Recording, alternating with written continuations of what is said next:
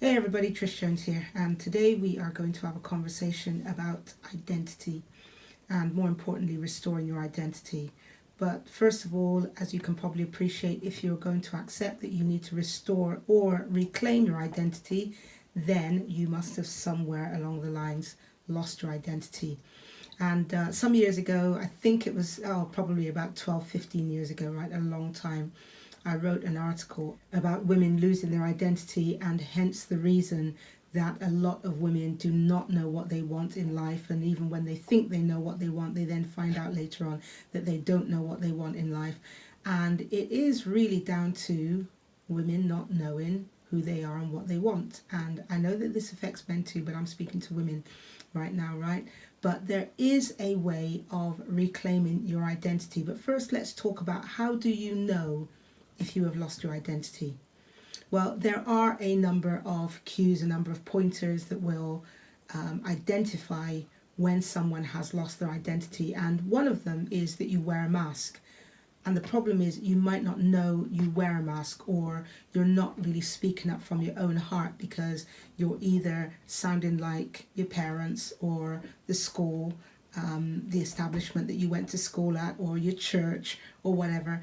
And you're not really being you. You are saying and doing those things that will get you approval. And the problem with saying and doing things that get you approval is that you attract all kinds of wrong in your life. So you attract wrong friends, you attract the wrong type of job, you end up living in a place where you don't want to live because effectively you are not being you. And so you have to first of all remove the mask, and you have to identify your own voice. And so let me ask you, whose voice are you carrying? Whose mask are you wearing? So we've already said that, it could be as a result of school, it could be your church, it could be your parents, it could be the establishment that you work at. Maybe you're in a job or doing a profession that you didn't really want to do.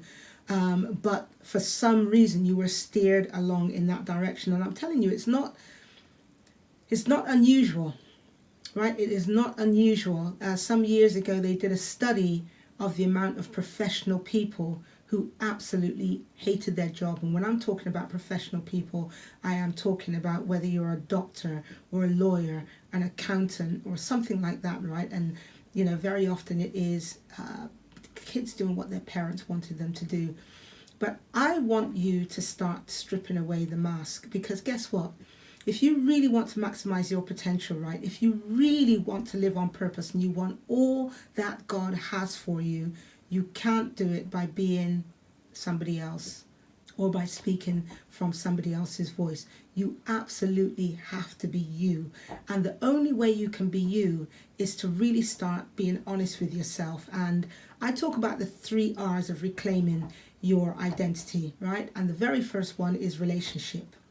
And relationship, I mean relationship with God. So I know this isn't going to go down well with everybody, but I am telling you, if I don't know how to program my computer, not my computer, my video, I was going to say video player then. Who has a video player? We don't even use our DVD player anymore. It's down there and it's redundant, right? So let's talk about smart TV, right? If I don't know how to program my smart TV, I am not going to pick up a Samsung instruction manual and look to the Samsung instruction manual on how to program my smart TV, because guess what? It's not a Samsung. So I would be pressing the wrong buttons, getting frustrated because I can't find the, all the buttons that they say press here and do this, do that. I'm going to get really, really frustrated. So I have got to find not just the Sharp, but the model of the Sharp that I have, and I am going to have to use that to program my TV, right? And that's what I had to do, because even though I think I'm smart with tech, when we got a smart TV, it wasn't as easy as I thought it was. But anyway, that's by the by. So in the same way that I have to pick up the correct instruction manual in order to program my smart TV, you have to look to your creator, who created you, because everything that needs fixing in your life, guess what? only the person who made you knows how to really fix it. You could go to therapy, and I'm not knocking therapy. You could go to your pastor, I'm not knocking your pastor. You could go to your best friend, I'm not knocking your best friend. But all of those people, unless they really know who you are and what you want, yeah, they're not really going to know you. They can give you information based on what you tell them. But guess what? Even when you go to God and you tell him this is what I want, he can turn around and say, no, it's not what you want. And you'll say, what do you mean? I said that I want this. No, I know because I made you. So I know what you really want. So just be honest with me. Just be honest with me. And even when you're not honest, when you go and you say, look, God, I actually really don't know who I am, what I want anymore. Allow God to redirect you, to put you back on the right path. But in order to do so, you have to have a relationship. So it's not just about going because you want to claim something now, because, I want something from God, just like kids do when they want something, oh, mummy. And then once they got it there, they run off again, right? And until they want something next time. But really, it's not even, that's really a bad example, because, children still have a relationship with their parents, even when they're asking. At least I hope, if you've got children, that your children do that. So yeah, that was a bad example, really. But what I'm saying is, you need to have this relationship on an ongoing daily basis, because your creator God is the only person who knows what makes you tick, what gets you angry, what gets you up out of bed in the morning and feel motivated and inspired. And so that's the first thing. I'm not going to labor that point, right? Relationship is the first one. The second one is restoration. So it is akin to relationship, right? But restoration means that you're going to allow your maker to restore you, to bring you back to the original article. So you're not a copy of somebody else, right? And again, it's when you're honest with him that he can tell you, this is what you like and this is what you don't like. And I know that I've written an article on this before, right? So I'm only going to talk about it briefly. I'm not the kind of person who likes to dress up, right? I'm going to a wedding next week. And for me, it's like, wedding, right? It means I've got to dress fancy and look really nice. If you said just turn up in jeans and t-shirt, not quite, I'm exaggerating, but I'm not really that kind of person. I'm not the kind of person who wants the Rolls Royce on the drive. I want to drive a nice car, and I also want to look nice when I go out, but you won't see me loving, like some people, they love the ball type stuff, and my daughter's like that. She loves the ball. She loves for her, prom was such a big thing, to be able to dress up and turn up in the big car and everything else. It's not really me, and that's okay for it not to be me. But it's also okay if you love the Louis Vuitton handbag, right? I don't even know how to spell it properly. And if you love all that kind of thing, don't let other people tell you that you can't love that stuff. So long as you're not hurting anybody by buying it and you can afford it, then don't let somebody else tell you that you can't have that stuff. But the more you go to God, the more you can be honest, the more you find out what you really, really like. And also the more you can say bye-bye to anybody else who doesn't like what you like, and they want to dictate to you what you should like. So God is restoring you to what you like, what jobs you like, what you dislike. And so you've got to spend time, right, to allow him to restore you back to the original article. So that's number 2. Number 3 is release. Now, this is where it kind of gets really exciting, right? Because in order to maximize your potential, right, you've got to be doing something over and over and over again. And if you've watched my last video, you'll know that I don't feel 100% comfortable doing video, and I used to do it all the time, but I got out of the habit, and I need to get back into the habit of doing it again now. And so yeah, it's taken me all day to do this, but partly it was a tech problem, which I won't go through, right? I have a little bit of a tech issue, I should say. But guess what? In order for me to be good at video, or better at video, I've got to keep coming, and I've got to keep releasing, I've got to keep doing it. But also I'm releasing the stuff that I've learnt back to you, because I've gone through the scenario where I've not really known who I was, right? Not really known what I wanted. try to be like this person, try to emulate that person, until you suddenly realize, where's Trish gone? Has Trish left the room? You know, not quite, but you know what I mean. So I like to put it this way: in order to maximize your potential, you've got to put a demand on that potential. So if you're a good communicator, you can't not communicate, right? If you're an artist, you can't not draw. If you're a great writer, you can't not write. I have had and worked with some clients, right, where they say, I'm a really good writer and I am going to write. And years later, you look at their blog and they've done a few blog posts on their blog. But they want to write, but there is that kind of fear that I'm not good enough, I'm not worthy enough.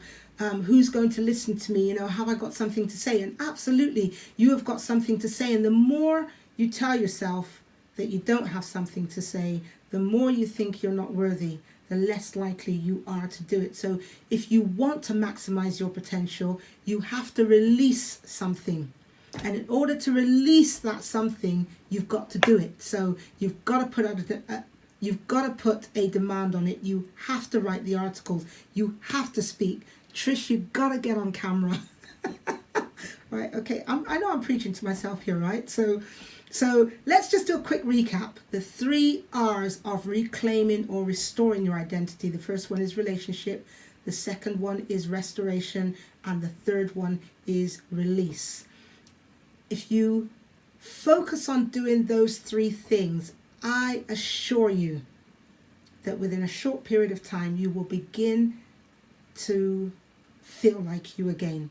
And let me tell you, it's not going to be easy, right? And it's going to mean that you might even lose some friends. You might lose some people who say, you're not the same kind of person you were. But it's not such a bad thing, right? Because very often those friends are the ones who are manipulative and you behave in a certain way just to satisfy them.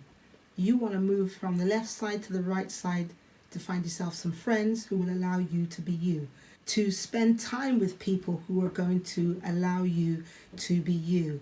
Now, I have a resource that I wrote some years ago, and it's called 7 Reasons to Find Your Voice and How to Maximize Your Potential. And down in the description, I'm going to put a link to that so you can go and grab that resource and have a look at it.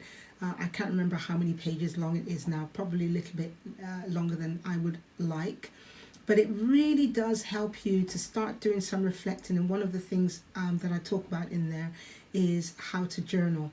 And more than anything, it's putting your thoughts down, right? So this isn't some big strategy thing. You've got to journal exactly how I suggest. It is more about you writing down what you really want. If something has happened in a certain situation, did you react the way you wanted to react, or did you react or respond, right? I prefer to use the word respond, because reactive is very often when you don't give it any thought and you just blurt out what you want to say. But did you respond in the way that you wanted to, or did you respond in the way that you thought that person would expect you to respond or want you to respond?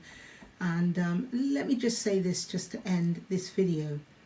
If you are in a situation where you always feel that you are losing out in the relationship, where you are not being true to you, then that is a big red flag to know that you are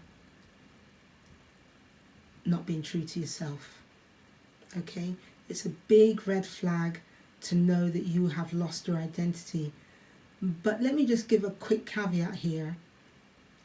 It also means that you could take things in the wrong way, because if you are always wanting people to say yes to you, because maybe when you were growing up you didn't have everything that you really wanted, and so now you don't like when people tell you no, you have to fix you before you can start focusing on being hurt by somebody who has said no to you. And this is really important, right? And it's not really something that I want to elaborate on in this video, but it is something that I am going to talk about.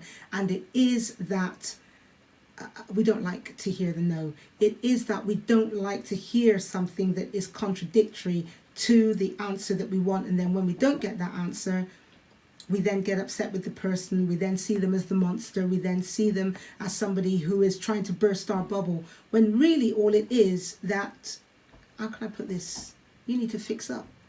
right? You just need to fix up. And it might be that you are too sensitive. And I remember my first coach saying this to me one day: Trish, you need to develop broader shoulders.